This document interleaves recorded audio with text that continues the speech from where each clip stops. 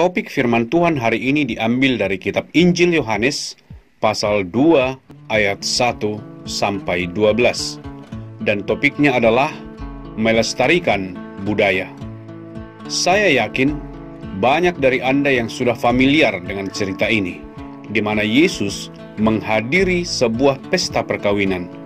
Ibu Yesus yaitu Maria juga hadir pada pesta perkawinan itu, dan murid Yesus juga ada bersama-sama dengan dia.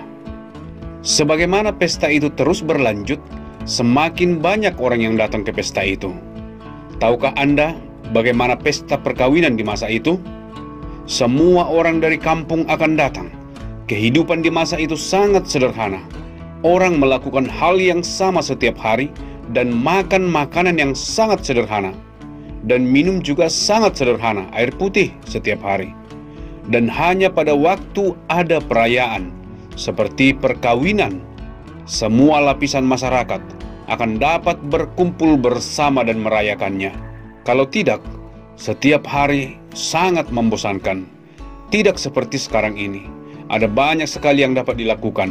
Bisa menonton TV, bisa pergi makan di restoran, bisa bertamasya ke kota lain, dan bisa mengunjungi tempat-tempat lain dengan sepeda motor.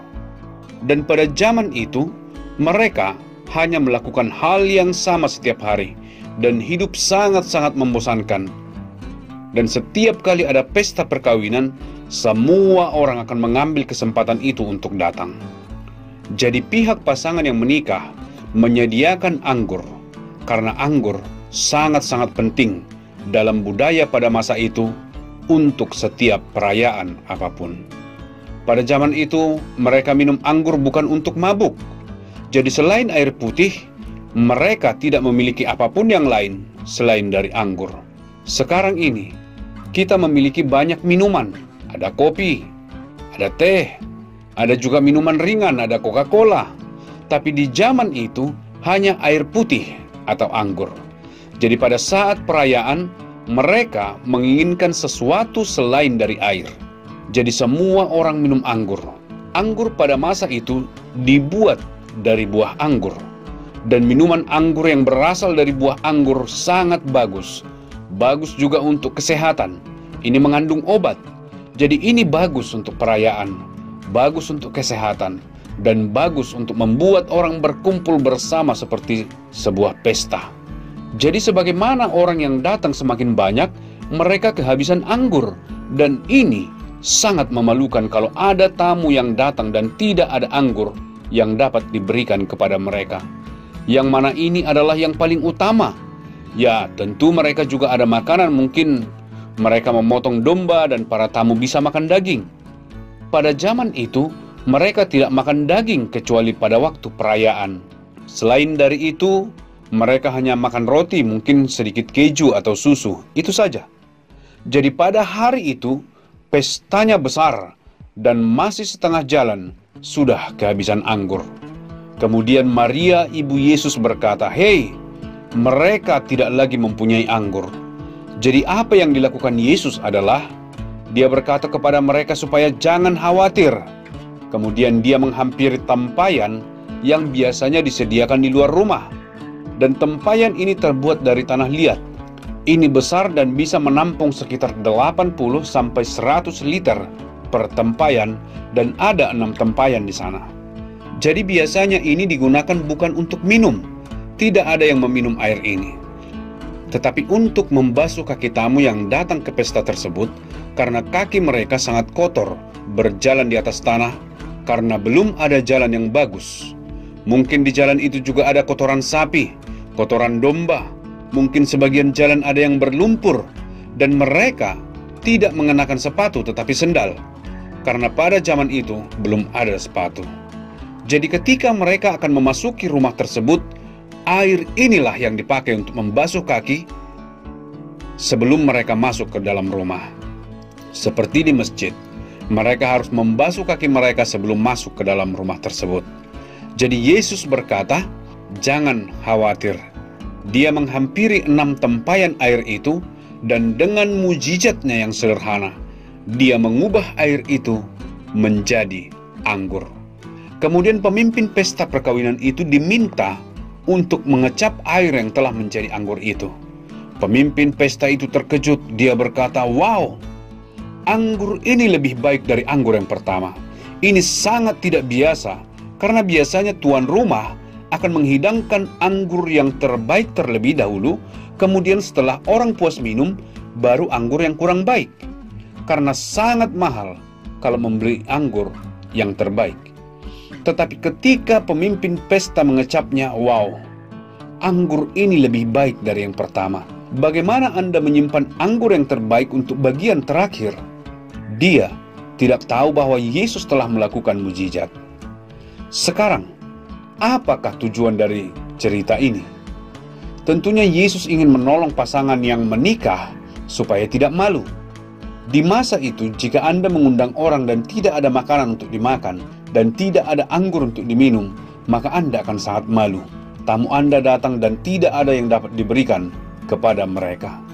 Jadi Yesus menunjukkan kemurahan hati kepada mereka dan menolong supaya mereka tidak malu. Tetapi yang terpenting adalah ada pelajaran di sana. Mujizat ini menjadikan air menjadi anggur, menunjukkan bagaimana Yesus datang ke dunia ini untuk melakukan mujizat di dalam kehidupan kita, untuk mengubah hidup kita dari yang sangat biasa, sangat umum, seperti air, menjadi sesuatu yang hebat, seperti anggur dengan kualitas terbaik. Anggur dengan kualitas terbaik itu sangat bagus untuk kesehatan Anda. Mengandung obat. Anggur kualitas terbaik tidak membuat Anda mabuk. Ini membuat Anda semakin ramah terhadap orang lain. Lebih bersosial, membuat semua berubah. Jadi mujizat ini sebenarnya adalah contoh apa yang dilakukan Yesus dengan kedatangannya ke dunia ini. Dia datang ke dunia ini untuk mengubah hidup kita. Ketika kita menerima Yesus ke dalam hidup kita, ketika kita percaya kepadanya sebagai juru selamat kita, kita percaya bahwa dia mati untuk semua dosa-dosa kita, dan dia bangkit dari kematian karena dosa-dosa kita. Ketika kita menerima dia di dalam kehidupan kita, dia mengubah hidup kita dari kehidupan yang sangat biasa menjadi kehidupan yang luar biasa. Satu kehidupan yang akan memberkati orang-orang di sekitar kita. Satu kehidupan yang penuh dengan kesehatan rohani. Satu kehidupan yang akan menjangkau orang lain dengan menjadi ramah terhadap orang lain. Penuh kasih kepada orang lain. Jadi apa yang kita lihat di sini bukan hanya sekedar mujizat menjadikan air menjadi anggur, tetapi juga menjadi contoh ketika kita menerima Yesus. Contoh dari satu kehidupan yang biasa menjadi kehidupan yang luar biasa. Satu kehidupan yang bersinar bagi Yesus. Satu kehidupan yang berbeda dengan kehidupan biasa dari dunia. Jadi ini adalah mujizat. Mujizat yang mengajar kita, jika kita menginginkan satu kehidupan yang spesial, maka Anda perlu menerima Yesus sebagai juru selamat Anda. Dapatkah Anda membayangkan kalau misalnya Yesus tidak ada di pesta perkawinan ini? Maka pesta perkawinan ini akan menjadi pesta perkawinan yang sangat buruk, akan sangat memalukan. Semua orang akan marah, semua orang akan sedih, kedua mempelai akan menjadi sangat malu, dan pesta perkawinan itu menjadi sesuatu yang mengecewakan. Demikian juga di dalam kehidupan kita. Jika tanpa Yesus, maka kehidupan kita juga akan menjadi kekecewaan. Semua yang kita lakukan hanyalah kegagalan belaka, sesuatu yang memalukan dan membuat semua orang di sekitar kita sedih.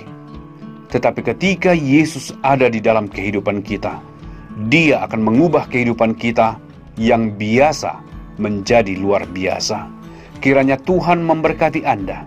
Kiranya Yesus ada di dalam hidup Anda seperti Yesus yang ada di pesta perkawinan itu.